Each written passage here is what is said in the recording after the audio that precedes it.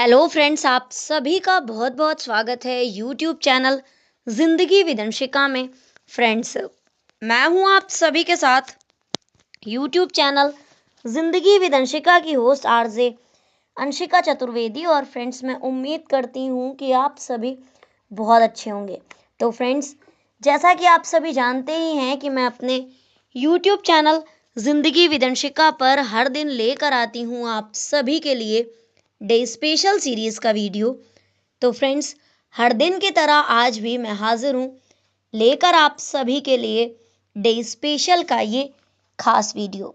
तो फ्रेंड्स, जैसा कि आप सभी जानते हैं कि आज अप्रैल महीने का आखिरी दिन है, यानी कि अप्रैल महीने की आज 30 तारीख है। फ्रेंड्स, 30 अप्रैल वर्ष का 120वां दिन होता है, तो आज वर्ष 2025 का 120वां दिन है। इसी के साथ ही फ्रेंड्स, वर्ष 2025 में अभी 245 डेज यानी कि 245 दिन बाकी बचे हैं। बात अगर मैं करूं आज के दिन की, तो आज दिन है बुधवार, वेडनेसडे। और इसी के साथ ही अगर हम देखें अपने हिंदी पांचांग को, तो आज हमारे हिंदी पांचांग के अनुसार वैशाख मास की शुक्ल पक्ष की तृतीया तिथि है। फ्रेंड्स, आज अक्षय तृतीया का पावन पर्व एवं त्योहार है, उस पर भी चर्चा करूंगी मैं, लेकिन वीडियो के एंड में। तो आइए फ्रेंड्स, मैं शुरुआत करती हूं आज के डे स्पेशल वीडियो के फर्स्ट सेगमेंट की। तो फ्रेंड्स, आप सभी जानते ही हैं कि फर्स्ट सेगमेंट में मैं चर्चा करती हूं उन महत्वपूर्ण घटनाओं की जो कि घटित हुई हैं पूर्व में, पास्ट में, हमारे इतिहास में आज के ही दिन। तो फ्रेंड्स, 30 अप्रैल के लिए वर्ष खास रहा है 1945, 1985, 1999, वर्ष 2000, 2001, 2002, 2004, 2005, 2006, 2007, 2008, 2010 और 2017। तो 30 अप्रैल वर्ष 1945 में जर्मन तानाशाह हिटलर एवं उनकी पत्नी इवा ब्राउन के द्वारा सुसाइड कर लिया गया था। 1985 में आज के ही दिन यानी कि 30 अप्रैल वर्ष 1985 को अमेरिकी पर्वतारोही रिचर्ड डिगबॉस 55 वर्ष की उम्र में माउंट एवरेस्ट पर चढ़ने वाले सबसे ज्यादा उम्र के व्यक्ति बने थे। इसी के साथ ही वर्ष 1999 में आज के ही दिन यानी कि 30 अप्रैल वर्ष 1999 को लेविंस्की क्लिंटन मामले को दुनिया के सामने लाने वाले पत्रकार माइकल इसिफोक को अंग्रेजी साप्ताहिक पत्रिका न्यूज वीक का नेशनल मैगजीन अवार्ड प्रदान किया गया था। इसी के साथ ही हिंद महासागर के द्वीप कोमोरोस में सेना द्वारा सत्ता पर कब्जा किया गया था 30 अप्रैल वर्ष 1999 में। वर्ष 2000 में आज के ही दिन यानी कि 30 अप्रैल वर्ष 2000 को आतंकवाद से निपटने के लिए सहयोग के आह्वान के साथ ही G77 शिखर सम्मेलन हवाना में संपन्न हुआ। इसी के साथ ही फ्रेंड्स, वर्ष 2001 में आज के ही दिन यानी कि 30 अप्रैल वर्ष 2001 में फिलीपींस में एरुत्रादा समर्थकों द्वारा तख्ता पलट का प्रयास किया गया था। वर्ष 2002 में 30 अप्रैल को पाकिस्तान में तत्कालीन राष्ट्रपति परवेज मुशर्रफ के अगले 5 वर्षों के कार्यकाल में वृद्धि के लिए जनमत संग्रह संपन्न हुआ था। वर्ष 2004 में आज के ही दिन यानी कि 30 अप्रैल वर्ष 2004 में फजुला इराक में हिंसा में 10 अमेरिकी सैनिक मारे गए थे। 2005 में 30 अप्रैल को नरेश के असाधारण अधिकार बरकरार रखते हुए नेपाल में इमरजेंसी समाप्त हो गई थी। 2006 में 30 अप्रैल को 2011 वर्ल्ड कप की मेजबानी भारतीय उपमहाद्वीप को मिली थी। 2007 में आज के ही दिन यानी कि 30 अप्रैल वर्ष 2007 को नेत्रहीन पायलट माइल्स हिल्टन ने विमान से आधी दुनिया का चक्कर लगाकर एक रिकॉर्ड बनाया था। फ्रेंड्स, वर्ष 2008 में आज के ही दिन यानी कि 30 अप्रैल वर्ष 2008 में चालक रहित विमान लक्ष्य का उड़ीसा के बालासोर जिले के चांदीपुर समुद्र तट से सफलतापूर्वक परीक्षण किया गया था। इसी के साथ ही फ्रेंड्स वर्ष 2010 में आज के ही दिन यानी कि 30 अप्रैल वर्ष 2010 में हिंदी चलचित्रों के सदाबहार अभिनेता देवानंद जी को शुक्रवार को मुंबई में दादा साहब फाल्के पुरस्कार से और प्राण को फाल्के आइकन अवार्ड से सम्मानित किया गया था।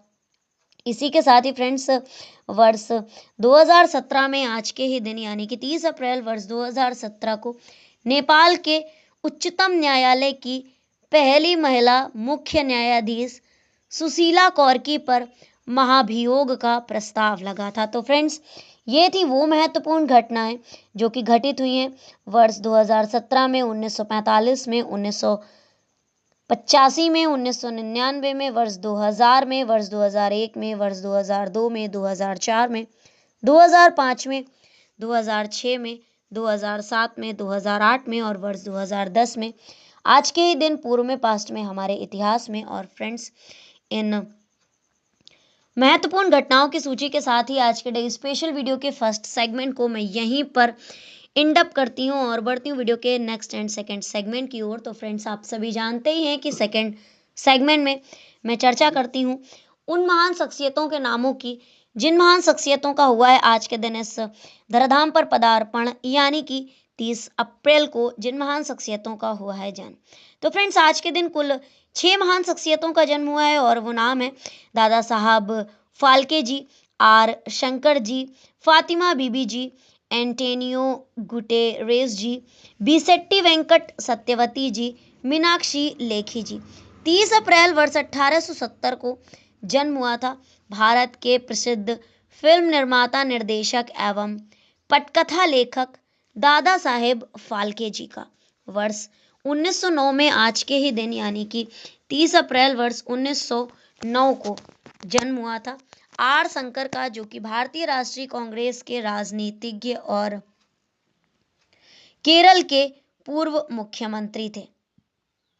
1927 में आज के ही दिन यानी कि 27 अप्रैल वर्ष 1927 को जन्म हुआ था 30 अप्रैल वर्ष 1927 को जन्म हुआ था फातिमा बीबी जी का, जो कि भारत में सर्वोच्च न्यायालय की पूर्व न्यायाधीश थी। वर्ष 1949 में आज के ही दिन यानी कि 30 अप्रैल वर्ष 1949 को जन्म हुआ था संयुक्त राष्ट्र संघ के 9वें महासचिव एंटोनियो गुटेरेस जी का। इसी के साथ ही फ्रेंड्स 1966 में 30 अप्रैल को जन्म हुआ था बीसेट्टी वेंकट सत्यवती जी का, जो कि आंध्र प्रदेश की महिला राजनीतिज्ञ हैं।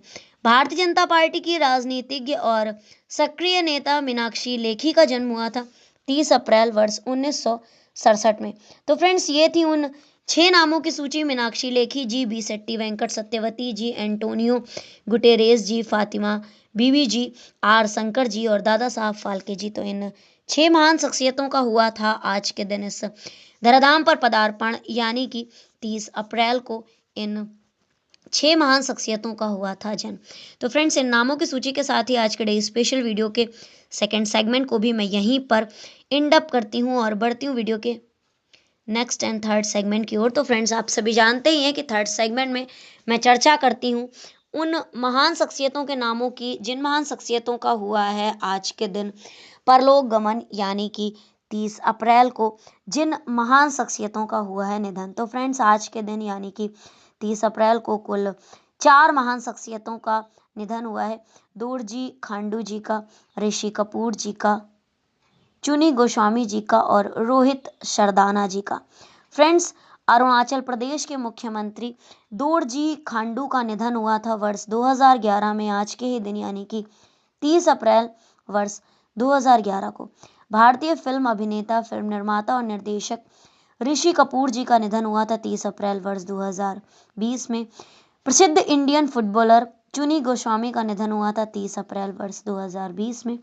और इंडियन न्यूज़ एंकर, भारतीय समाचार वक्ता रोहित सरदाना जी का निधन हुआ था कोविड काल में 30 अप्रैल वर्ष 2021 को। तो फ्रेंड्स ये थी उन 4 नामों की सूची जिन महान शख्सियतों का हुआ है आज के दिन यानी कि 30 अप्रैल को परलोक गमन। तो फ्रेंड्स, इन नामों की सूची के साथ ही आज के डे स्पेशल वीडियो के थर्ड सेगमेंट को मैं यहीं पर एंड अप करती हूँ और बढ़ती हूँ वीडियो के नेक्स्ट, लास्ट और फोर्थ सेगमेंट की ओर। तो फ्रेंड्स, आप सभी जानते ही हैं कि फोर्थ सेगमेंट में मैं चर्चा करती हूँ हर दिन के महत्वपूर्ण अवसर एवं उत्सवों की। तो फ्रेंड्स, आज अकॉर्डिंग टू ग्रेगोरी कैलेंडर कोई भी महत्वपूर्ण अवसर एवं उत्सव नहीं है, लेकिन अगर मैं बात करूँ अपने हिंदी पांचांग की, तो आज हमारे हिंदी पांचांग के अनुसार वैशाख मास की शुक्ल पक्ष की तृतीया तिथि है और वैशाख मास की शुक्ल पक्ष की तृतीया तिथि को मनाया जाता है अक्षय तृतीया के रूप में। आज के ही दिन भगवत